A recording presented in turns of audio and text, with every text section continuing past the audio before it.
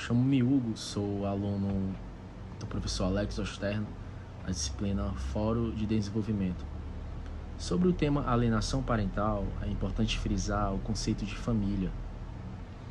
Segundo a sociologia, a família representa um agregado de indivíduos que são unidos por laços afetivos ou de parentesco, ou seja, eles são consanguíneos. Dentro dessa relação, os adultos é que são os responsáveis pelos cuidados com as crianças. A família também ela pode ser compreendida como a primeira instituição que é responsável pela socialização dos indivíduos.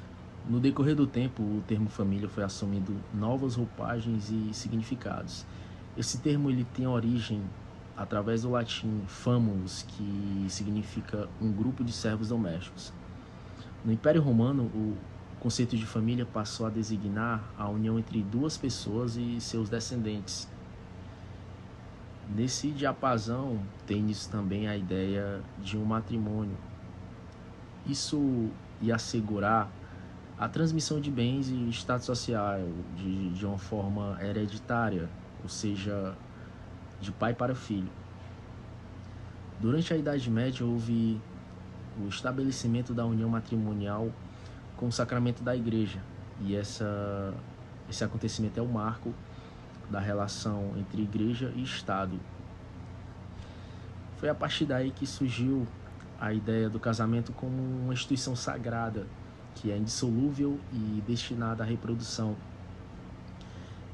Foi durante também esse período que se consolidou o conceito de família tradicional, que é composta pelo pai, mãe e sua prole.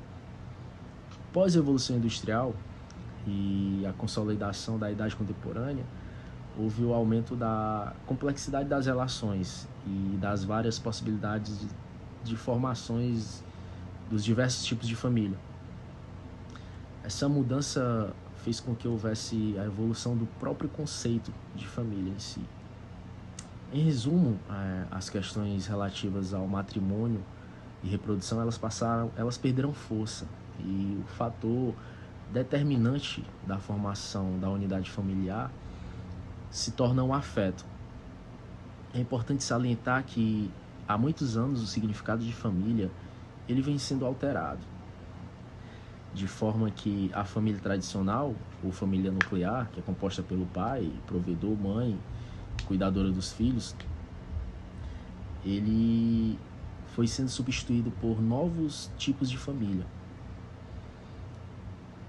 Atualmente, o entendimento jurídico sobre família ele comporta vários tipos, e ele visa dar conta de toda essa complexidade formada desde então. Quanto a isso, eu vou relatar os principais tipos.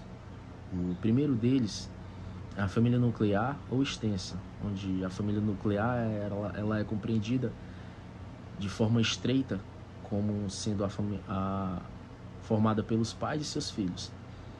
A família extensa ou alargada é formada pelos avós, primos, tios e outras formas de parentesco. O segundo tipo é a família matrimonial, que é composta pela tradicional família. Ela tem uma ideia de tradicional família, porque ela é constituída a partir da formalização do matrimônio. O terceiro tipo de família é a família informal, que é um termo utilizado para aqueles agregados familiares que são formados a partir da união estável entre seus elementos. Esse tipo de família ele recebe todo tipo de amparo legal, mesmo sem a oficialização do matrimônio. O quarto tipo de família é a família monoparental, que são formados pelas crianças ou jovens e apenas um de seus pais, ou seja, pai ou mãe. O quinto tipo de família é a família reconstituída, que é formada por pelo menos um dos cônjuges e possui pelo menos um filho de um relacionamento anterior. O sexto tipo de família é a anaparental, que são famílias que não possuem a figura dos pais, onde os irmãos é que se tornam os responsáveis uns pelos outros. O sétimo tipo de família é a família unipessoal, onde ela cumpre uma função jurídica importante, porque ela se trata de pessoas que vivem sozinhas como como pessoas solteiras, viúvas, pessoas separadas. Essas pessoas elas recebem amparo legal e não podem ter suas heranças familiares penhoradas pela justiça. É importante frisar também que a lei vigente ela abrange a formação de um agregado, que pode ser chamado também de família, a partir de laços afetivos, como no caso de amigos. Em resumo, o termo afetividade ele passou a ter mais importância do que o termo consanguinidade. Primeiramente, saudações a todos, meu nome é Igor e vamos falar aqui sobre o papel do judiciário no combate à alienação parental. Vale primeiramente aqui trazer que a lei de 2010, que vai versar sobre alienação parental, ela traz uma coisa talvez até inédita no direito brasileiro, que é uma maior participação da interdisciplinariedade. O que é isso? Agora não só mais o juiz vai tomar as decisões de forma única, de forma autoritária, mas não, ele vai trazer para si a compreensão de outros profissionais, de outra área. No caso da alienação parental, principalmente o psicólogo, o assistente social, que são quem teriam a maior, podemos dizer, competência para saber dizer se a pessoa está sofrendo ou não aquele dano psicológico. Afinal, a alienação parental é um dano psicológico. E o que a lei vem trazer, principalmente, é o cuidado para evitar tal dano. Cuidado esse que ela vem mostrar bastante empenho, uma vez que permite grandes poderes ao judiciário. Lógico, contando que o judiciário terá tais ajudas para tomar a decisão mais acertada, uma vez que quando o que se tem em vista é o cuidado com o menor, ele nota que é necessário um cuidado muito grande, pois é a construção psicológica de uma pessoa, a construção psicológica de alguém que não tem defesa nenhuma. Vale salientar que, embora haja aí um grande esforço para defender o idoso também, a criança é aquele que não tem capacidade nenhuma de defesa, ao contrário até mesmo do idoso, que também é alguém que não tem lá muitas possibilidades de defesa. Então, para defender a construção psicológica da criança, ele vai atribuir poderes ao judiciário de, inclusive, suprimir o poder parental, de tal forma que afastar a criança também do pai alienante, né, do seu genitor alienante. De tal forma que a gente vê muitas vezes, né, casos em que as mães, ela abrem um processo contra o pai, elas denunciam o pai por abuso sexual a fim de evitar, né, o convívio do pai com a criança, na verdade uma manobra de alienação parental. Quando nós vemos muitas vezes que o juiz, ele inclusive de certa forma omisso quanto a isso, uma postura preguiçosa, ele prefere simplesmente inibir as visitas do pai, daquele acusado, sem às vezes nem sequer ter muita prova. Quando na verdade a lei ela vai trazer uma novidade, são as visitas assistidas, né? Uma vez que ele vai dizer que maior prejuízo do que se tem uma suspeita apenas de abuso sexual, né? Devendo sempre presumir a inocência do suposto abusante. Então, para evitar um prejuízo, né, à toa da criança, hoje se tem a figura das visitas assistidas. O que seria? Vai haver uma visita entre o alienado e a criança, porém essa visita é assistida por psicólogo e assistente social, de tal forma que isso possibilita até, além de saber se está havendo uma troca de afeto excessiva ou um certo receio da criança, até para poder averiguar se há, né, esse suposto abuso sexual, possibilita inclusive prevenir a criança, né, de um dano psicológico, daquela ruptura abrupta do convívio com o pai. Então nós vemos que vem trazer uma série de novidades a lei, dando ao juiz poder de separar, poder de inibir o poder parental, poder paterno, uma série de poderes ao juiz que muitas vezes acabam se restringindo, né, em posturas preguiçosas, né? Então, nós vamos vendo, inclusive, que a lei vai permitir o juiz de uma simples advertência, multa, até inibir o poder parental. Então, nós vemos que a participação do juiz está cada vez maior para prevenir, porém, de certa forma, além de mais forte o poder do juiz, ele está também mais guardado, né? Guardado para aquilo que cabe a ele, guardando muitas vezes o poder de ajudá-lo a tomar decisão à equipe multidisciplinar, que seria a assistência social e os psicólogos. Oi, tudo bem? Me chamo Helder Filho Arcanjo, sou acadêmico de Direito da Faculdade Luciano Feijão e atualmente estou cursando o 10º semestre. Em complementação aos meus amigos, colegas, eu vou falar um pouco sobre a alienação parental. A lei define a alienação parental como conjunto de práticas promovidas ou induzidas por um dos pais ou quem tenha o adolescente ou uma criança sob sua autoridade, guarda ou vigilância, com o objetivo de levá-la a repudiar o outro genitor ou impedir, dificultar ou destruir vínculos entre ambos. Como é que se identifica a alienação parental? Há 3 tipos de estágios para que seja identificado a alienação parental. É o estágio leve, o estágio moderado e o estágio grave.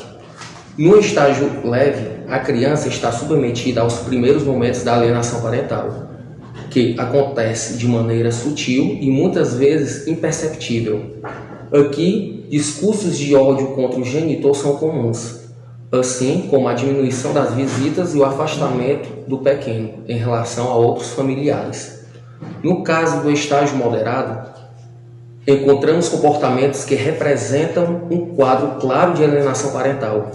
Nesse cenário, o alienante demonstra seus sentimentos e desejos para o menor e estabelece um laço afetivo com ele, fortalecendo ainda mais as ações que excluem e difamam o outro genitor. Nesse caso, é muito comum perceber o mesmo discurso do alienador no menor. Isto é, a criança ou o jovem toma o sentimento do genitor para ofender, humilhar ou mesmo se distanciar dos outros familiares e se aproximar cada vez mais do alienante. E por fim, no estágio grave, é caracterizado por comportamentos mais agressivos dos jovens, em que as visitas raramente acontecem. Assim, quando um menor encontra o genitor, pode realizar discursos de ódio, difamação e provocações, mutismo seletivo, tentativas de fuga e crises de choro e de raiva, dificultando o contato familiar. É muito comum o terapeuta ficar em dúvida se deve denunciar ou não. Aqui é fundamental recorrer ao Código de Ética e solicitar uma supervisão junto ao seu CRP, Conselho Regional de Psicologia. Assim, o órgão poderá orientar a sua prática a fim de não colocar em risco a saúde da criança e, ao mesmo tempo, não ferir o sigilo profissional. Há muitas dúvidas se a alienação parental é crime. A alienação parental é crime. Ela está prevista na Lei número 13.431, que quem comete alienação parental pode receber como punição a prisão preventiva ou incorrer em crime quando da desobediência de medidas protetivas previstas no Estatuto da Criança e do Adolescente e na Lei Maria da Penha. Como pode ser protocolada esta denúncia? Como pode ser feita esta denúncia? A denúncia não precisa estar necessariamente na petição inicial ou na contestação. Ela pode ser apresentada a qualquer momento por meio de uma simples petição intermediária, sem que é permitido ao juiz ignorá-la. Assim, podemos ver que a alienação parental está no nosso cotidiano e acaba passando despercebido entre nós. Então, cabe nós denunciar, pois é crime. Oi, meu nome é Alba e eu vou falar um pouco sobre os tipos de guarda. Na verdade, eu vou falar sobre 3 tipos, que é a guarda provisória, a definitiva e a consensual. Eu vou começar pela guarda provisória. A guarda provisória, ela ocorre porque a ação de guarda é uma ação bastante demorada. Então, os pais optam por pedir a guarda provisória, para ter uma melhor relação, né, com os filhos. E aí, esse tipo de guarda, ela pode ser tanto compartilhada como pode ser unilateral. Isso vai depender da decisão dos pais. Vale lembrar que não é obrigado que o guardião na guarda provisória seja o mesmo da guarda definitiva. E aí é que eu vou passar para a guarda definitiva, que é feita por sentença judicial ou seja, é uma decisão do juiz. E, como eu acabei de falar, nem sempre o guardião da guarda provisória vai ser o mesmo na definitiva. Isso quem vai escolher é o juiz. Apesar de ser uma decisão tomada pelo juiz, ela pode ser revogada em casos de o guardião não cumprir com suas obrigações, com as condições e obrigações que estão dispostas na lei. Nesse caso, vai ser revogada a guarda dele e vai ser passada a guarda para um novo guardião, que tenha melhores condições de criar a criança ou adolescente, de dar uma vida melhor para a criança e para o adolescente. Ou para o adolescente, né, no caso. E a última, que é a guarda consensual, ela ocorre como o próprio nome fala. É uma forma de consenso entre os pais.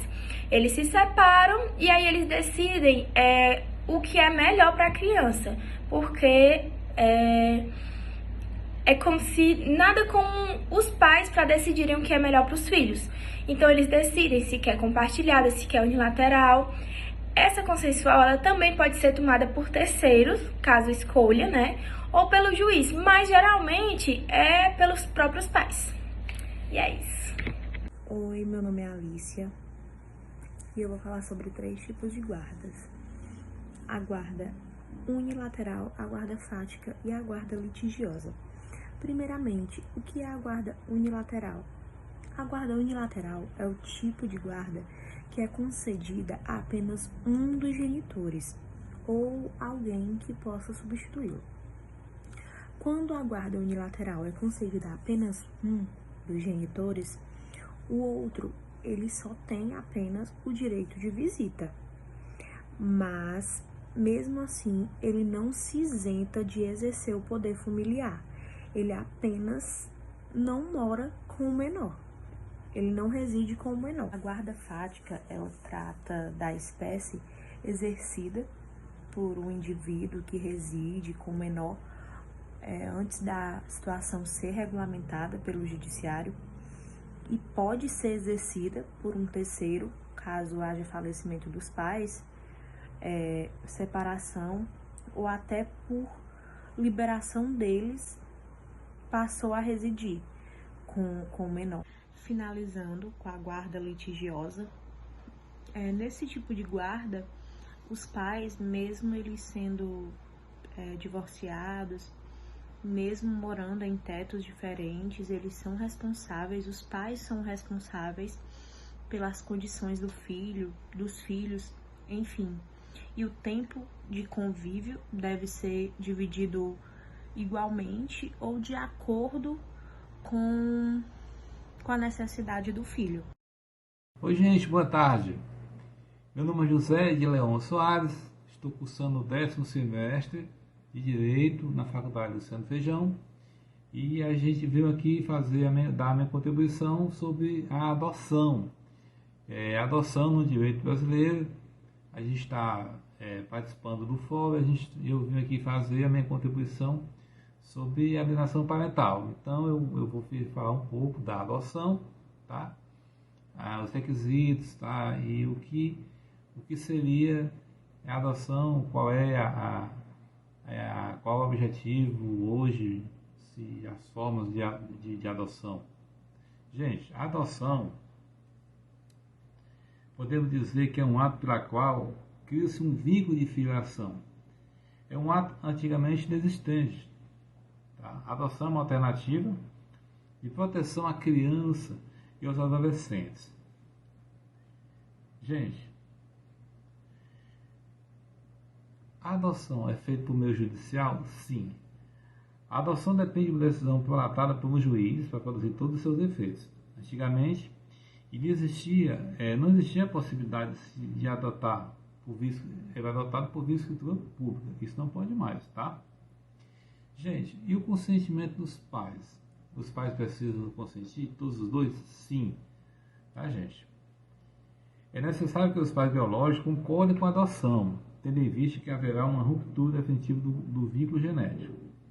O consentimento não será exigido quando os pais biológicos forem desconhecidos, tá? Ou destituídos do poder familiar. E o consentimento do adotando, quando ele já tem 9, 10 anos? Precisa? Sim, gente, apenas acima de 12 anos, tá? Então, a criança que o pai está tentando adotar, se ela tiver 12, 13, até 18 anos, ela terá que consentir, se ela quer realmente ser adotiva daquele pai, tá certo? Além de ser obrigatória a convivência, tá? Terá que ter uma convivência, período estipulado pelo juiz, mais em média de 3 meses, a qual a criança vai se adaptar.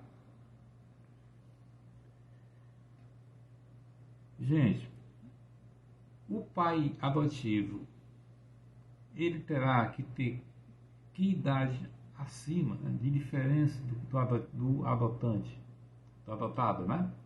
Gente, terá que ter no mínimo 16 anos. Isso é, se o pai tem 20 anos, no máximo o filho terá que ter 4 anos. Essa diferença tem que dar 16 anos, tá?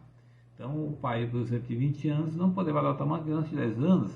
Por quê? Porque a diferença entre a idade do pai e do filho não chegou a 16 anos, tá certo? Gente, eu posso adotar um sobrinho, um neto? Bom, gente, não pode ser adotante, aliás, adotado, né? Adotante é quem adota, né? Não pode ser adotado os ascendentes, né? Os pais, nem irmão, tá? Embora sendo tutor, eu sou tutor do irmão, eu não posso adotar, tá? Amigos, eu gostaria de agradecer a atenção, tá? É isso que eu gostaria que ficasse esclarecido. Espero que vocês tenham entendido. Boa tarde a todos. Tchau. Bom, eu me chamo Lívia, faço parte da disciplina de Fórum de Desenvolvimento da Faculdade Luciano Feijão e o tema que eu venho abordar hoje é a guarda compartilhada como um possível combate à alienação parental. Como os colegas falaram anteriormente, infelizmente a alienação parental ela vem acontecendo bastante nos últimos tempos devido às inúmeras separações que vêm acontecendo. Acontece que ela é um mal muito grande para quem sofre, né? No caso de um menor, de uma criança ou um adolescente, que muitas vezes os pais ou parentes que cometem nem prestam atenção que aquilo está acontecendo, nem prestam atenção que podem estar causando danos irreversíveis na vida daquele menor. E sim, a alienação parental, ela causa danos irreversíveis, né? Tanto psicológicos quanto físico, pode ser no presente como também no futuro. Então, a guarda compartilhada, ela surge sim como uma maneira de combater a esse mal na vida das pessoas que sofrem. Por quê? Porque a guarda compartilhada, ela vai se dar tanto ao pai, quanto à mãe, ou aos avós, ou para qualquer parente que tenha a guarda desse menor. Já que, como ela vai ser compartilhada entre ambos, não vai precisar daquela competição, não vai precisar que um esteja colocando a criança ou adolescente contra o outro, já que ambos vão poder se fazer presentes na vida daquele menor.